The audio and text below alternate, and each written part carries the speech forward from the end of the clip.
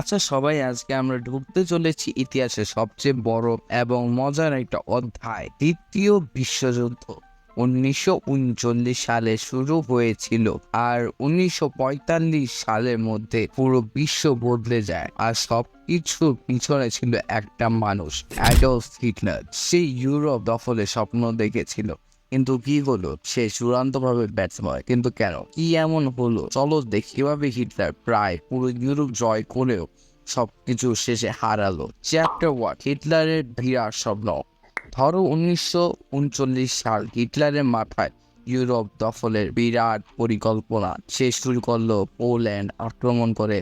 আর এটি ছিল ব্লিটজক্রিগ নামে এক স্ট্র্যাটেজি, মানে একদম রোজ পাপের মতো আক্রমণ। পোল্যান্ড ধ্বংস করে তারপর একে একে ফ্রান্স, নেদারল্যান্ড, বেলজিয়াম সব দেশের উপর দখল নিয়ে ফেলে। 1940 সালের মধ্যেই হিটলার প্রায় পুরো ইউরোপ কন্ট্রোলে নিয়ে আসে। কিন্তু এখানে থামলো না, সে ভাবছিল ব্রিটেনকেও দখল করবে।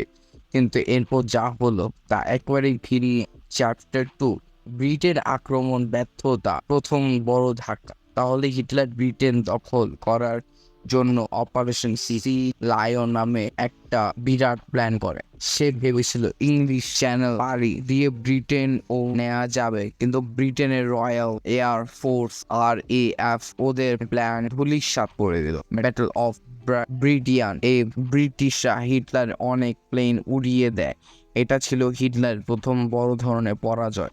ব্রিটেন শক্ত হয়ে দাঁড়িয়ে থাকে আর হিটলার এর ব্রিটেন দখলের স্বপ্ন একবার শেষ হয়ে যায়। চ্যাপ্টার 3, সোভিয়েত ইউনিয়নের ফাঁদ, সবচেয়ে বড় বিপর্যয়। ব্রিটেন আক্রমণে ব্যর্থ হওয়ার পর হিটলার একদম ভুল একটা সিদ্ধান্ত নিল। সে সোভিয়েত ইউনিয়ন আক্রমণ করার প্ল্যান করলো।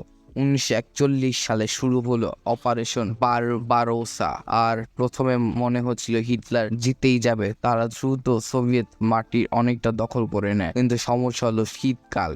জার্মান সৈন্যরা শীতের তীব্রতা অসহায় হয়ে পড়ে, আর সোভিয়েত বাহিনী তখন শীতের সাথে লড়াই করতে অভ্যস্ত। এরপর স্ট্যালিনগ্রাডে যুদ্ধ শুরু হয়, যেটা ছিল পুরো যুদ্ধের মোড় ঘুরিয়ে দেওয়া একটা ঘটনা। 1942 থেকে 43 সালে এই যুদ্ধে জার্মানি বিরাট ক্ষতি হয়, 3 লাখের বেশি সৈন্য মারা যায় বা বন্দী হয়। এটাও ছিল হিটলার পতনের শুরু। চ্যাপ্টার 4, আমেরিকার এন্ট্রি, হিটলারের শেষের শুরু। যুদ্ধ তখন এতটাই খারাপ অবস্থা নিচ্ছিল, আর এই সময় যুক্তরাষ্ট্র এসে যোগ দিল। 1941 সালে পার্ল হারবারে জাপানে আক্রমণের পর এবার হিটলার শুধু ইউরোপ না, আমেরিকার মতো বড় শক্তির সাথে লড়তে হলো। তারপর আসে 1944 সালে, ডে বাই ডে, যখন মিত্র বাহিনী নরমান্ডিতে বিরাট অভিযান চালায়। এরপরে থেকে হিটলারের প্ল্যানগুলো একের পর এক খসে পড়তে শুরু করে। মিত্র বাহিনী ফ্রান্সের দখল ফিরিয়ে নিয়ে তাকে পিছনে ঠেলে দেয়। তখনই বোঝা যাচ্ছিল হিটলার পতন অতি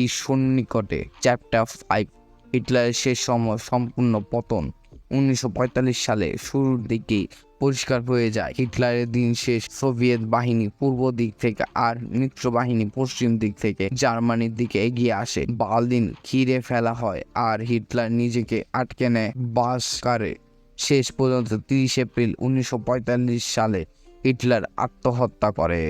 আর এর এক সপ্তাহ পর 8 মে 1945 সালে জার্মানি আত্মসমর্পণ করে। দ্বিতীয় বিশ্বযুদ্ধ ইউরোপীয় অধ্যায় এখানেই শেষ হয়। কনক্লুশন, কি শিখলাম আমরা? তো হিটলারই কেন হেরেছিল? ব্যাপারটা একেবারে সোজা না। তার বিরাট প্ল্যান ছিল, কিন্তু তার ভুল সিদ্ধান্তগুলো আরো বড়।